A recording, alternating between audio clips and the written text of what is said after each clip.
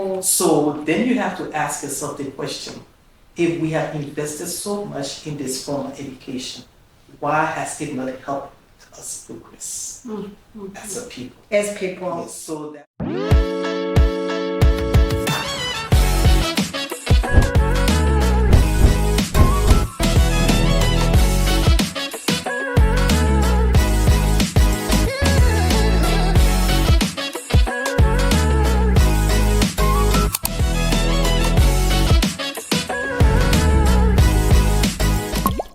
Everybody, hi, it's Penny here from Bookmarked Conversation. This is our episode 1 of our season 2 of Bookmarked Conversation, and today I am talking on the interesting topic with advocate Kathy Mhango. I had an honor of meeting her in person already. This is the second time I've been talking to her today, and we'll be talking about her interesting book and interesting topics that touch the lives of everyone. So guys, the book that she's written, this is the book. It's called My Father Had Money, and today we'll be talking more about why she decided to write this book in her life at this time, and why is it relevant to the society and in Africa in particular. Hello, Kathy. Hello, Penny. How are you, Kathy? I'm doing well, Thank you so much for taking time to come today. It's holidays, I know people have a lot of things to do, but you chose to actually make time to come to our episode. So thank you so much for that. You're welcome, Penny. It's a pleasure to be here. Okay, thank you so much, Kathy. So, Kathy, we will be talking about your book, My Father Had Money. So this is Kathy's book here, and it's quite an interesting book. And what I love about the book, like I said to Kathy when I met you, I said it's tiny, but it's powerful. It has so many things inside that are of relevance today. So I love that about the books. I love how the size, I must say. And but I just want to find out on the cover of the book, you are saying my father had money. You're highlighting head as well. I just want you to talk about that. Tell us why. Why did you decide on this cover? I see a handsome man here. He's handsome. So for me, it looks like he has money. So why are you now presenting him in the past tense? That he had it. He not only has, he's not only handsome, but he also is well dressed. If you notice, he's very well dressed. Exactly. Yes. But if you notice also, there is a car standing nearby, and the car is not in very good shape. Okay. Yes. And the background, you can see that Yes, that's a very nice background. Mm-hmm. But basically, the title of the book was inspired by my days as a young student in Côte d'Ivoire. I went to school in Ivory Coast at the time, and we noticed that these old cars were being driven by professional people who look professional, like well-dressed men, like you can see on that picture. Yes. And they drove, some of them drove these very old cars, and they were also aged. These men were perhaps in their late 50s, 60s at the time. And as young 18-year-old, 19-year-old students, we just made a big joke of those cars. We started to call those cars, My Father Had Money. Oh my God. So that's the origin of the title. That's the origin of the title. Yes, so in a sense, we were saying that when you see a top of the range car, okay, but that looks so old, you know that at some point this person must have had some money to have been able to afford that car. But the condition the car is in currently tells you that this person has no more money to buy a newer model. Okay, so that's where that hence the head. Okay. My father even had the head money. here is even highlighted like different color. Yes. Okay. So that's the origin of the title, and I have named the book entitled in that way because as an older person now, looking at the circumstances of professionals around Africa and even beyond Africa, if I may say, I realized that we made a joke of those professionals, but that is actually the story of many professionals around Africa and the world. Yeah. And so that's why I named it My Father Had Money. Oh, and I must add, he doesn't look happy. I must just say, he actually doesn't look happy. There is a lot that's going on. I think if I can maybe be given a page and write an essay about the cover, there's a lot that I can say. There's even the surroundings where he is. It doesn't actually, a person dressed like that shouldn't be in that kind of environment, I think. So it's a sad thing. So guys, that's what we'll be talking about today. Okay, so why is this man wearing a suit like this? He's looking so neat, but he's not, he's very sad. So Kathy today will be taking us through why she decided to write this book and why is this book relevant to all of us. Okay, so Kathy, let's just talk about you. It's not Kathy actually, guys. She's Advocate Kathy.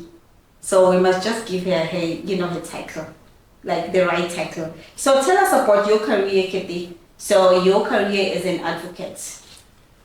Well, Penny, Wait. I know in your book, please tell us also about your journey into becoming an advocate. Because I did read in your book where you were talking about the stages in your life and when you decided to actually pursue that career. So just take us through that. If I may say, I've got a long story of professions. Okay, first and foremost, as a young person, my first choice of profession was French English translator. I wanted to become a French English translator. So as an 18-year-old, when I went to university for the first time, I enrolled in the College of Languages, Arts, and the intention was to do French for 2 years in my native country, Liberia, and then to move on to a French-speaking country to study French and then become a French English translator. Okay. I did that. I had to leave my country, if you read in the book, Yes, for a number of reasons. One of them was that the university was shut down because of a student uprising. And so I ended up in the Ivory Coast, where I studied French for 4 years. And then by the time I completed my degree in French, I needed to beef up my English because I had been speaking French continually for 4 years. So I enrolled in the English department and also did a degree in English. Prepared myself for French English translation, so then I went on to the US and I studied for 1 year to certify myself as a French English translator. I returned to Africa from Washington, D.C., where I attended Georgetown University, and then I was there for only a year and a half, and then we had to move from Ivory Coast to Southern Africa. And obviously at the time even today, there is no need for French English translators in this part of the world. No one speaks French. are you fluent in French? I lived in Africa for 12 years and I studied French. There is our close up for interview. You must just close up in French. In fact, this book was written in English and French. So you have a French version of that book. Okay. But basically, as we were moving, I decided I can't go and sit at home. I need to do something with myself. If I can't work as a French English translator, what else do I do with myself? Yes. And then I remembered that I had a natural gifting towards hairdressing. Yes. And so I went and studied for 6 months to prepare to become a hairdresser. And I did that with a 7-year university education in my back pocket because I had already been a qualified translator, but I went back to a small school and did a 6 months training. Then opened myself a hairdressing salon. We had already opened the dry cleaners with my husband. And so we had a dry cleaning and a beauty salon. And unfortunately, my husband died this year. We moved to Southern Africa. And so I was a single parent now working, running 2 businesses, working as a hairdresser. At what age, how old were you? I was about 20 years old when he passed away. I wanted to ask you that because you were very, very young. Very young. And how did that work out for you? Because you had children. I had children, and it was a very difficult time in my life, and a very difficult time. But I'm a person of faith. I'm a woman of great faith, and my faith actually grew during that time. And we were able to survive by the grace of God. I can tell you that now. So my kids are all grown, and to the end of 2007, I enrolled in law school. Okay. And then started to study law. Circumstances that I wouldn't want to get into now actually provoked me into going to law school. And I went to law school, studied for 4 years, and then I was admitted at the Johannesburg bar. Okay, so that's when you came to South To South Africa. Africa. I came to study To law study, in South yes, Africa. yes. Okay. And then I was admitted at the Johannesburg bar and worked as an advocate, and for about 10 years, not always at the Johannesburg bar, because we later founded the Pan-African Bar Association of South Africa, and so I was also a member of that organization. And so I practiced for 10 years and then decided to go into what I'm doing now, which is writing and speaking. Okay. An author and speaker. So you don't miss your profession, being an advocate. I've done several professions. I was a translator, then a hairdresser, then an entrepreneur, and an advocate, and now a writer and speaker.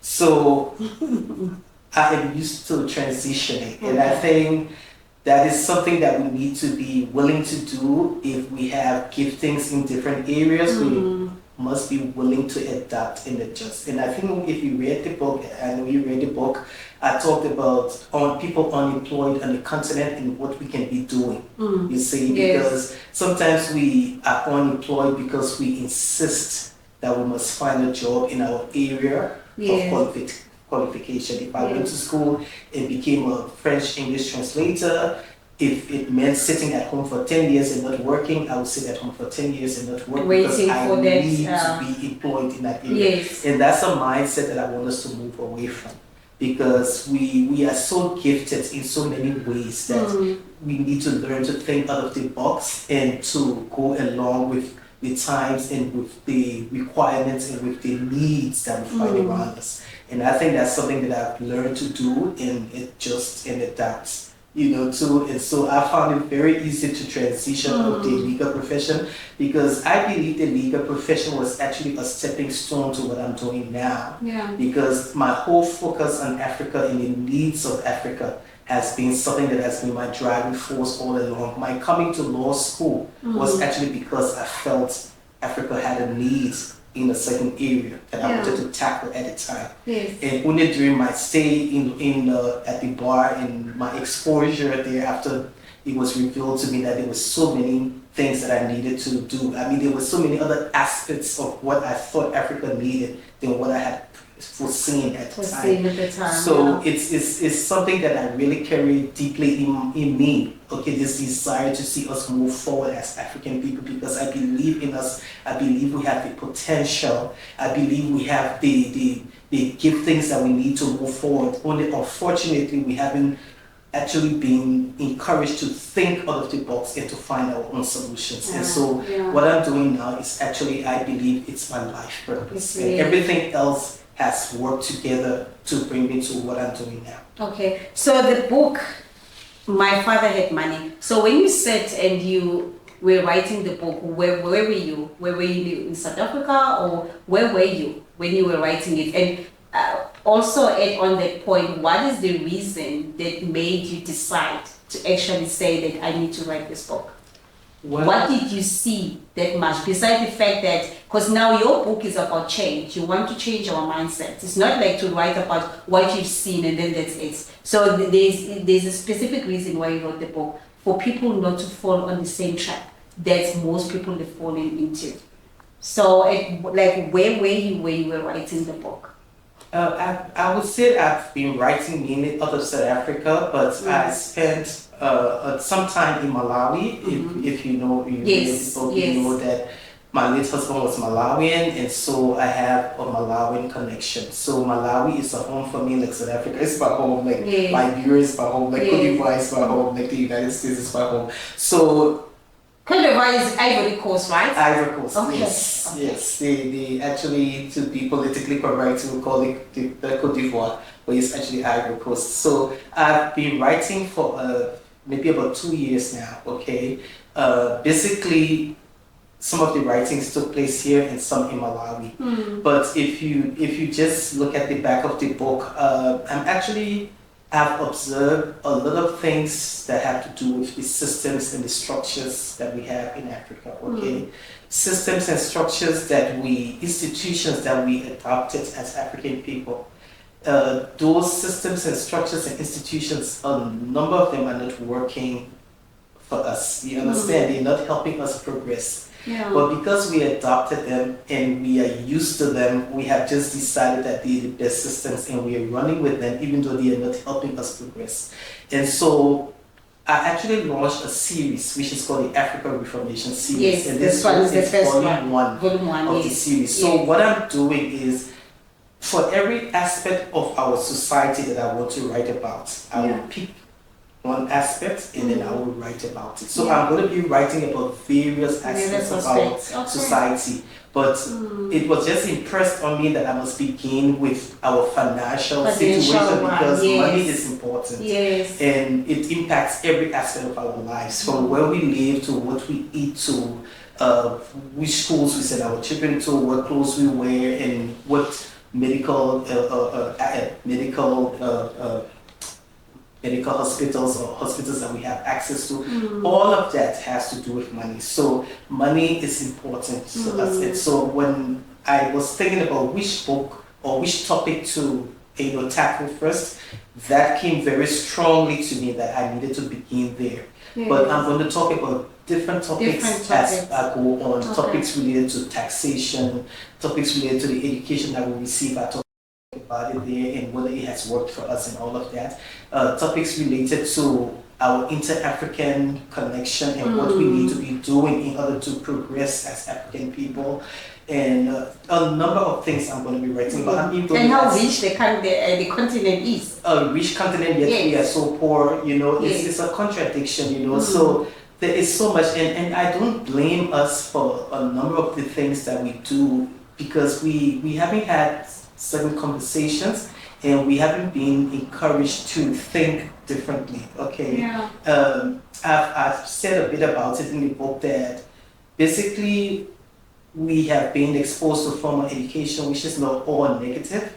But at the end of the day, what I find that formal education has done to us is that it's brought us to a place where we think in terms of the syllabus and not in terms of our needs and the solutions for our needs. Because in order to find solutions to our needs, we need to think about these solutions. You understand what I mean?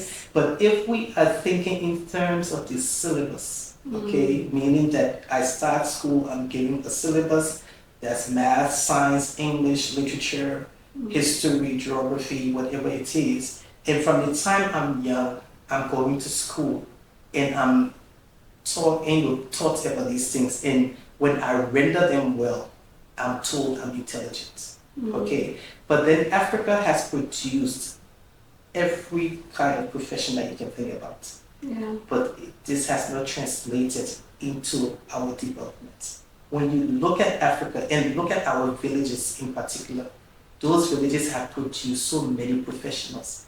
But when you look at most of our villages, they are worse off today than they were before. So then you have to ask yourself the question, if we have invested so much in this formal education, why has it not helped us progress as a people? Yes, so those are some of the things that I've thought about over time, and that's one of the reasons why I'm writing these books, because there is a need for us to shift the way we think about these institutions that we've adopted. And you don't throw the baby away with the bathwater. In every situation, there is the good, the bad, and the ugly. So what we need to do is to look at these institutions, these practices and systems and say, okay, what do we have in these systems that are relevant to us now that we can continue using? And what is not helping us that we can do away with? And one of the things that I can tell you straightforward that we can do to begin changing the way we do things in Africa, especially when it comes to money, is to introduce some form of program in our syllabus that has to do with financial education, because most of us don't have any information about how to manage our finances. So that would be helpful. Okay. The other thing that needs to be done, in my opinion, is to begin skilling ourselves from very early, because coming out of high school or university only with a theoretical degree doesn't help us. You understand? Yeah. Because we come out with only the ability to read and write. Okay, but at the end of the day, I do not have to go to school for 16 years, obtain degrees, and at the end of the day, the only thing I really know how to do is to read and write. That doesn't help me.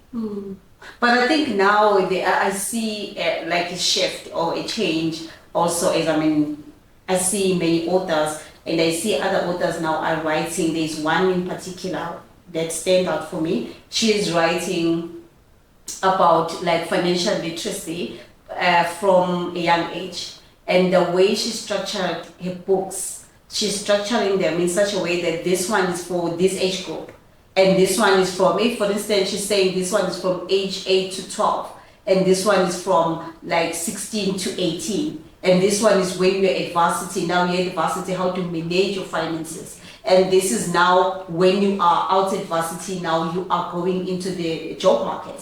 This is what you should expect, and this is how you should conduct yourself in terms of finances. That's how she classified the books. And I was saying to her, it's a good thing because it teaches in different ages, you know. If it's like little ones, she's using pictures so that they can relate to what she's talking about. Because money for them, it's not important. It means nothing, you know. But then she's using pictures. So I'm seeing a shift as well in terms of that, and I think it's a good thing. Yeah, that is excellent. The important thing that I think we need to look at when we talk about financial education is to try to find a way to make it an institutionalized decision, if you understand what I mean. Because like this author is writing something that is useful. Yes. Okay, but will our leaders be willing to have a look at it and say, okay, how do we incorporate her books into our educational system? Because until you can use it that way,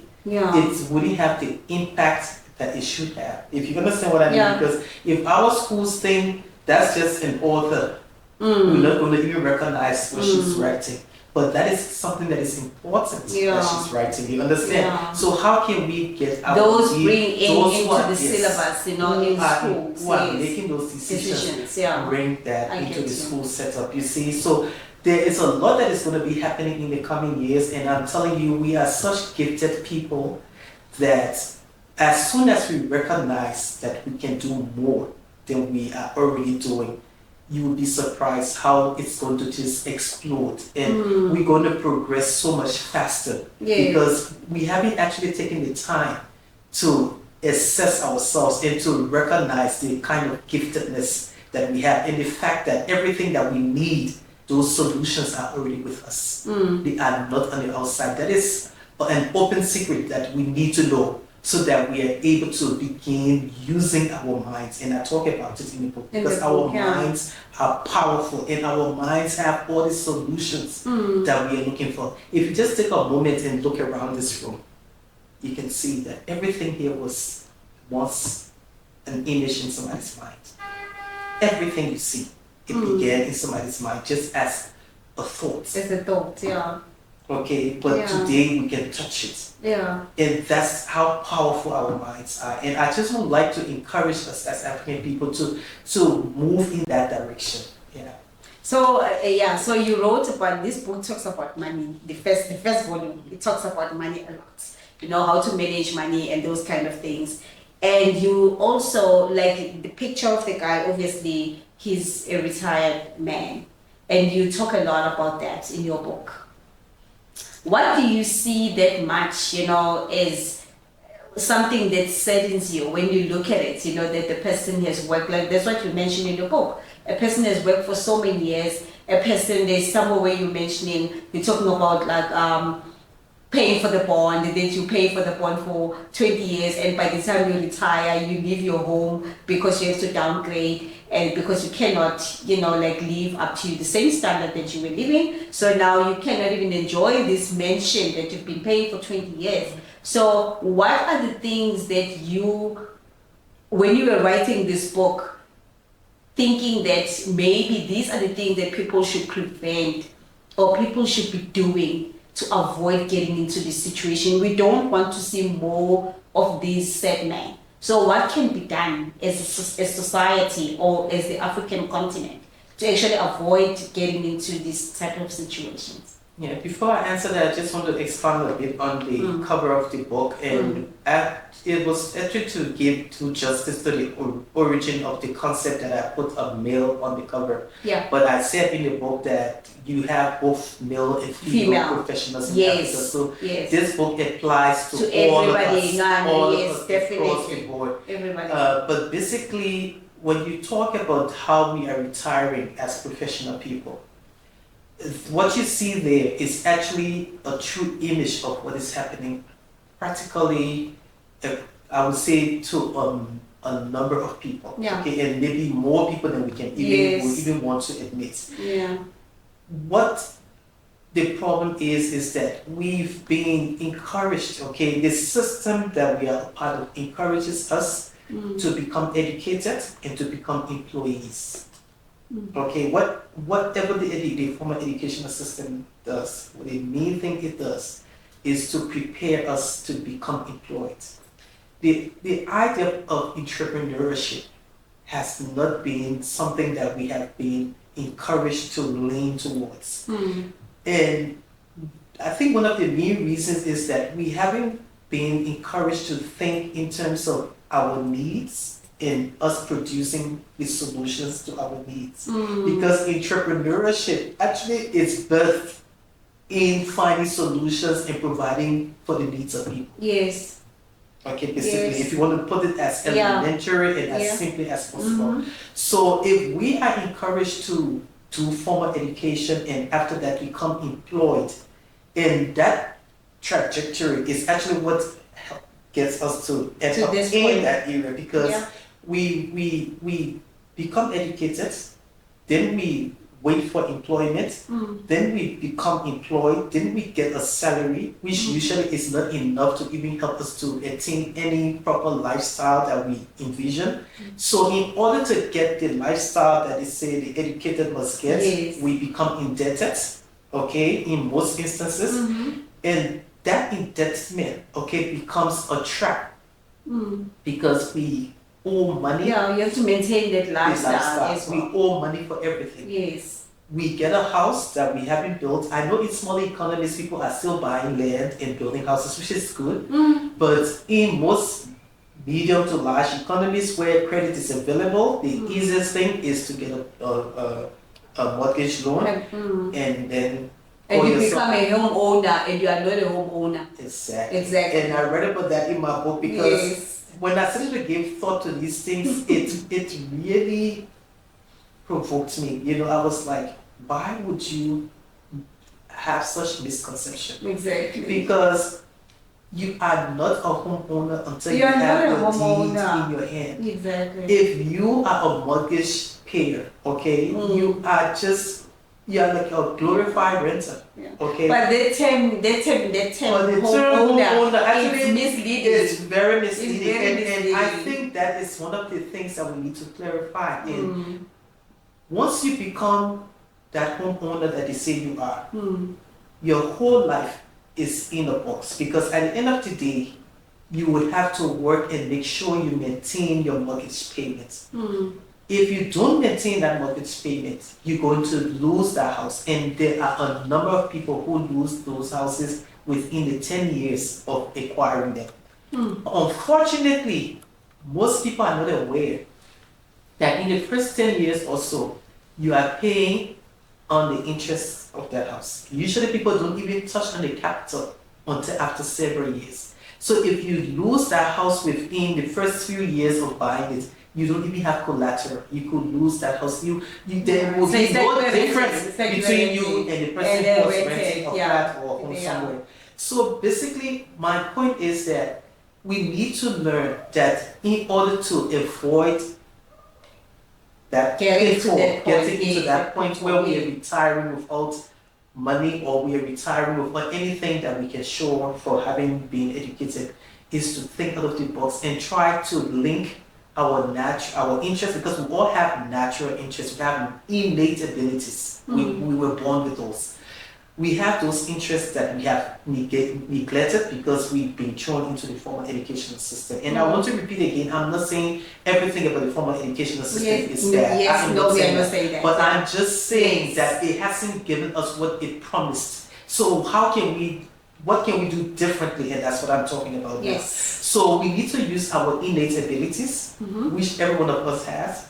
And we need to look at the needs around us, okay? So our innate abilities will be also linked to our interests, our personal interests, then the needs around us, and then we ask ourselves, okay, if we have our personal interests, our innate abilities, and we have the needs around us, am I perhaps the one to meet some of those needs?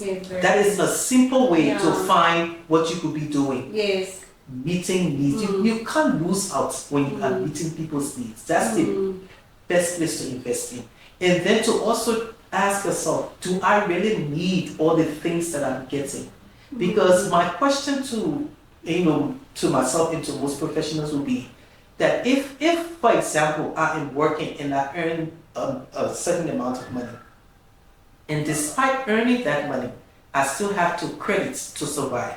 What is going to happen to me when I'm retired and no longer have access to credit? Because credit, you have to be credit worthy, okay? And to be credit worthy, you have to be employed. If you're not employed, you're not going to get it. Exactly. So if you couldn't live well with your income as a full-time employee, how are you going to survive a fraction? Because your retirement and annuity, it doesn't matter what it is never the full amount that you work for. It is usually a smaller amount. So if you couldn't survive with the full amount that you were getting every month, how are you going to survive with the fraction of what is given to you? Of what's given to you. Exactly. Sure. So we are definitely ending up that way because that whole system leads you to that point. And so what most people are doing in the retirement years is that they are downgrading. Like I said, we discussed. You get the house, you pay for 20 years. You have to leave it now. Yes, now after 20 years, your retirement income cannot sustain that lifestyle. Even your utility bills, and I talked about several different examples there, that it cannot even, some retirees cannot even afford the tax, the property tax.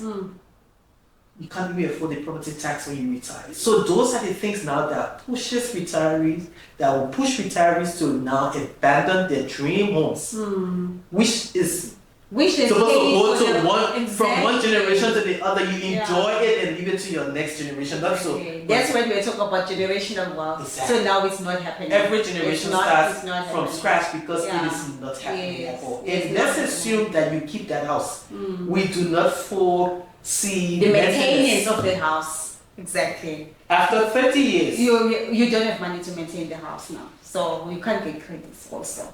So now what would you say with that now, comparing like we're speaking about now African continent in general? So would you say the same thing is it happening in your opinion? You've traveled the world, So in the Western countries, is it the same? I can assure you that it is happening in the West. It is happening in the West in another way, because in Africa, our professionals are sometimes ending up in the villages or in the townships where they grew up, because obviously they can no longer afford houses that they had either paid mortgage for, or maybe lost along the way because they lost their jobs. And some of them who have family homes in the townships have actually returned to those homes if they maintain them during the years. If not, it is not unlikely that they will end up in the homes of relatives. Okay, these are people who were once able professionals. Okay, so that is our reality. Now you find in the West, because they have better social systems there, so most people who will not be able to afford much may end up on the government. Okay, end up in old age homes and the like. Okay, but it is the symbol 76. Because at the end of the day, after going to school, investing in that education, working so hard for so many years, to end up as an older person and not even be able to afford a home for yourself. I mean, ending up in the 4 square room that you now call your home. Your home. And that's where you end That's up. when you should be happy now that you've paid for so many years, but now you are living in a small house. Yes, a small apartment, small flats. It's Yeah. not even a house. It's the old age homes. They are like flats. You know that.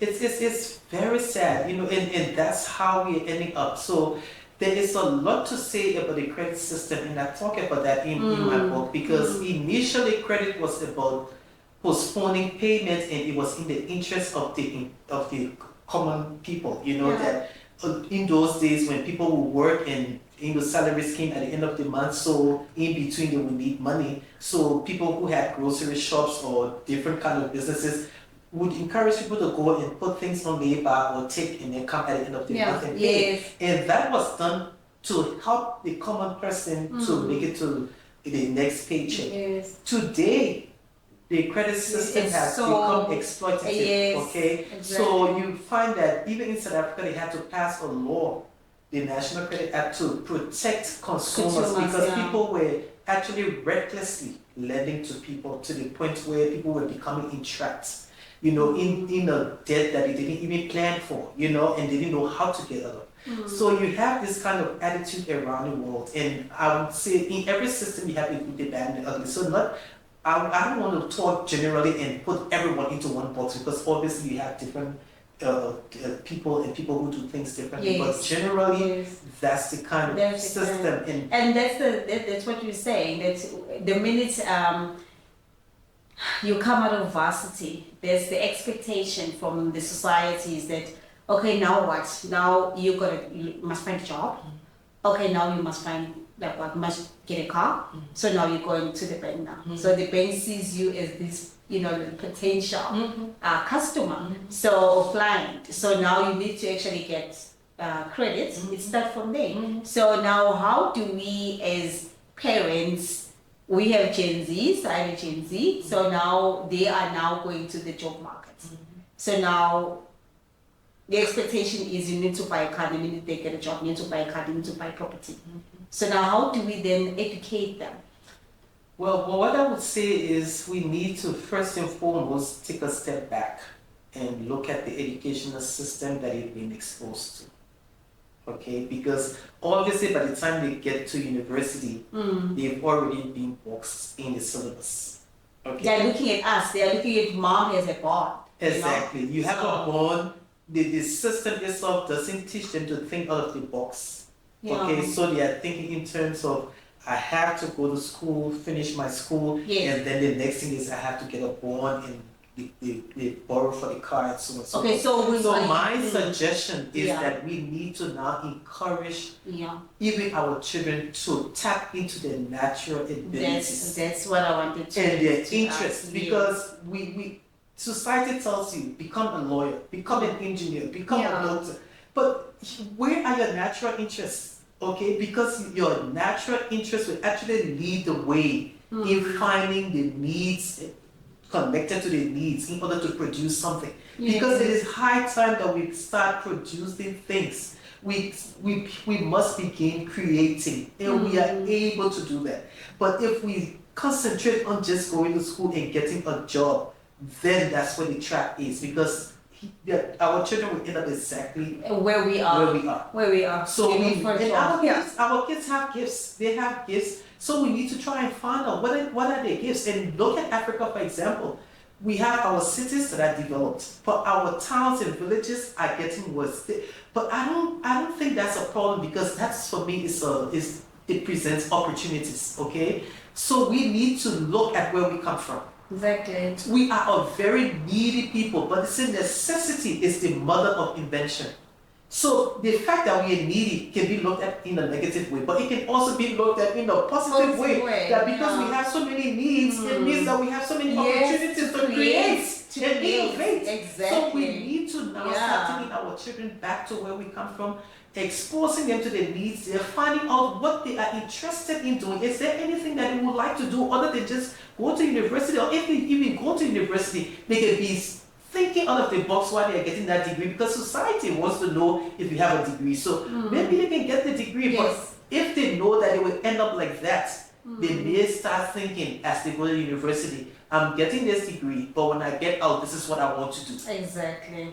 We need to have And a then conversation. we just had a VAT increase just now, so you know about it. So this is your view now.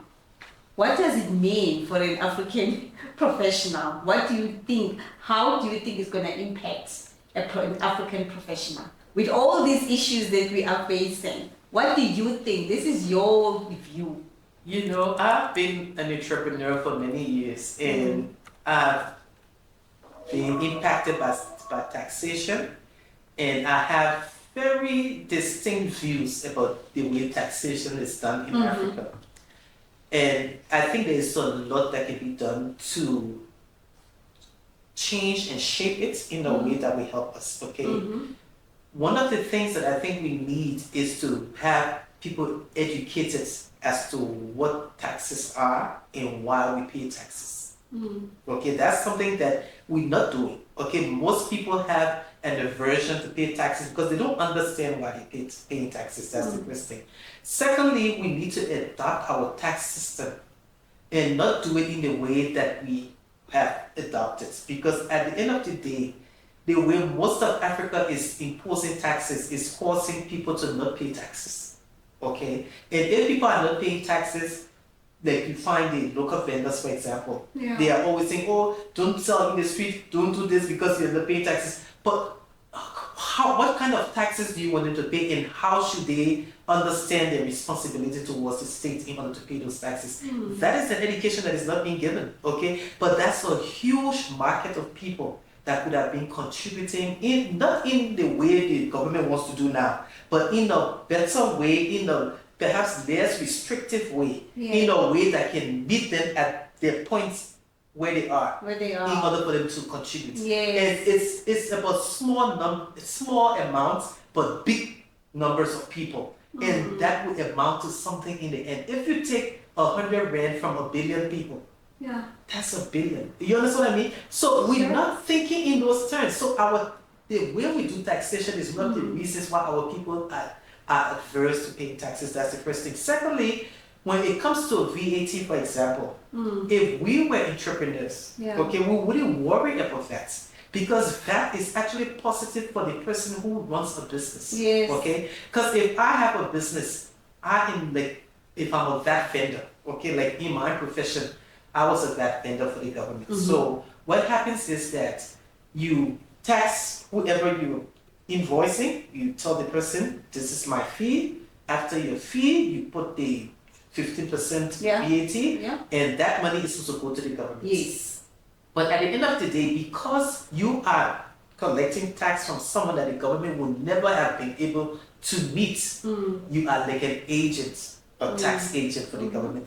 The government cannot pay you directly. So what does the government do? There is an understanding. If you collect taxes on my behalf, when you have to pay taxes for your business, you will be tax exempt. So any expense from my business that is vatable expense for my business, for your business, when I have paid that VAT to whoever else I paid it to, assuming I got maybe 20,000 for the government in this invoice, and I paid someone, maybe 15,000 for VAT. When I'm paying the government the 30,000, I pay the government 30 less 15. Because I'm paying myself back. That's the government's way of paying me back. A lot of professionals I know are not VAT vendors. It's because they don't understand. I know it comes with a responsibility, because you have to remember that VAT is not yours. So you have to have the discipline to know as you are budgeting that this money is not mine. This money is for the government, and to have that discipline. I think it is the fear of not having that discipline that causes a lot of professional people to not even want to go there.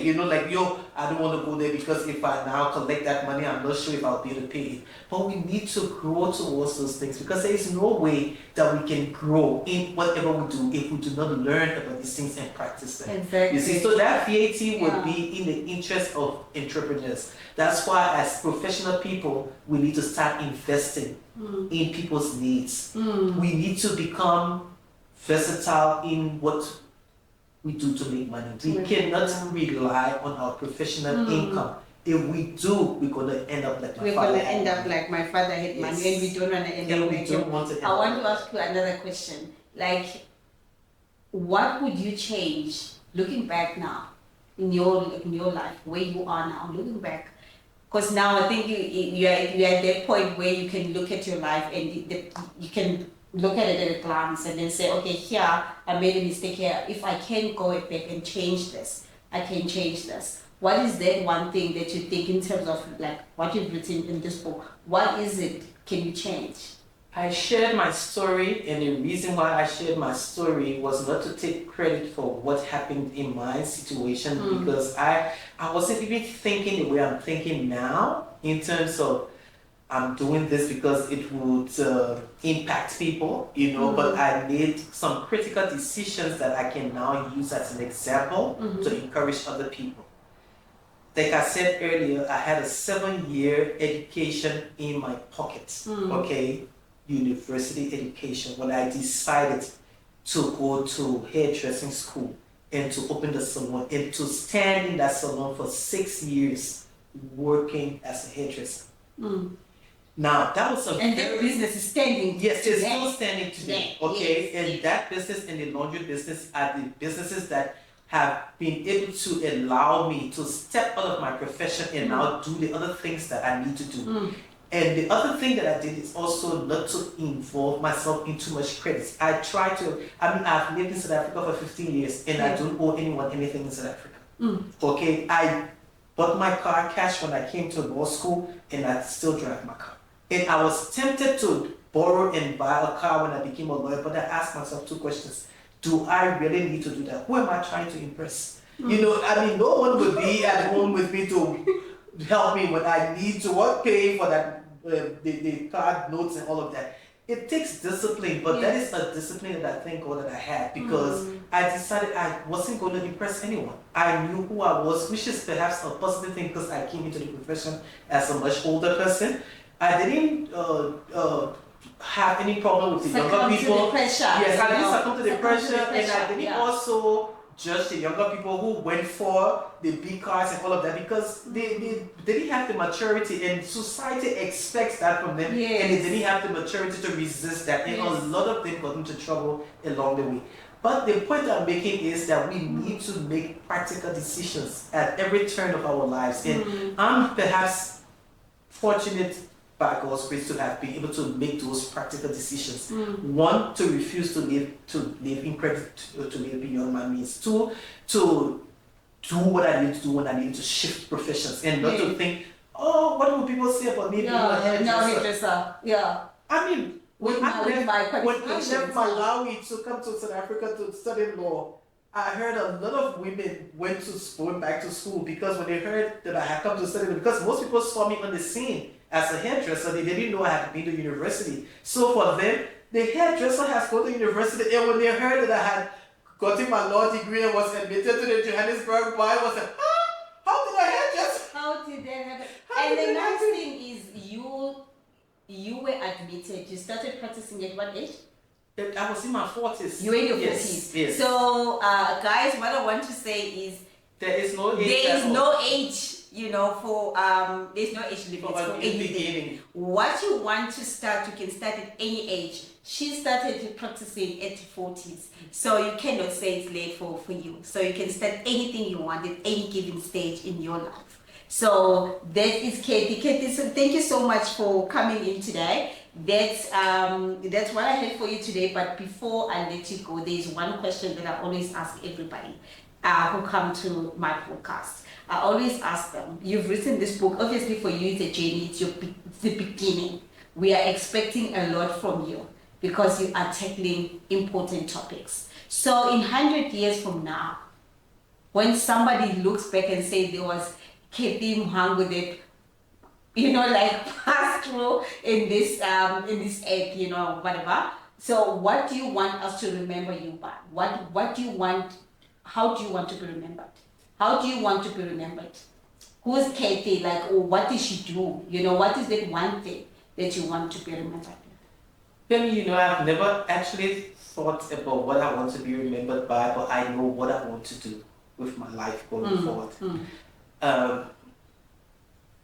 I'm an African enthusiast, okay? Yeah. And I think I mentioned to you that I'm the last of 8 children, and all my siblings are American citizens. They live in America. 2 of my siblings passed away in the last few years, but my other siblings live in America. My mother lived there and died there. She retired and moved to America and died there in 1997. And basically, my entire family practically lives in the West, okay? But I've chosen to live in Africa. And in the beginning, I didn't understand what is this thing about Africa? Why am I so attached to Africa? But now I realize that Africa is in me and I'm in Africa, okay? I have this burden for this continent. And the fact that I've lived in several countries makes me to think of myself not just as a Liberian, but I think of myself as an African because I've lived in several African countries. So my burden is to see this continent become all that it can be. And I know that we all have a contribution to make, and all I want to do is to contribute what I was intended to do, because I believe what I'm doing I was born to do. Yes. And I just want to do what I was born to do to help Africa move forward into the future that awaits it. Because I'm telling you, Penny, whether we do our part or not, this continent is moving forward. Yes. So we may as well find our role and play our role, because this is the continent of the future. We've already got everything that we need. Yes. The only thing we need now is to link our minds. Now it's just a picture, but then it represents both male and female. If you don't want to fall in the same pitfalls as this man, we don't want that for our children. We don't want that surely for ourselves. So please just tune in onto our podcast. It's our first episode of our season 2, and please click those subscribe buttons and those like buttons and those comments, and we would love to hear from you. Okay, so it's a wrap from Penny. Thank you. Bye. Okay, so guys, we've come to the end of our episode. So if you enjoyed what we spoke about today with Kathy, we spoke about a lot of topics around money. You don't want to end up like the men at on the cover of the book. You don't want that. So we spoke about a lot of things. So if you like our episode today, please just hit the likes, comment, and subscribe. And where you can get the book, you can get the book on Amazon, where you can download your copy, or you can get an audio version of the book, and then you can enjoy what Kathy is talking about in the book, and you can learn a lot that can help you. Make sure that you don't fall on the same pitfalls as the man that's standing outside the cover of the book. Okay then, ciao, bye.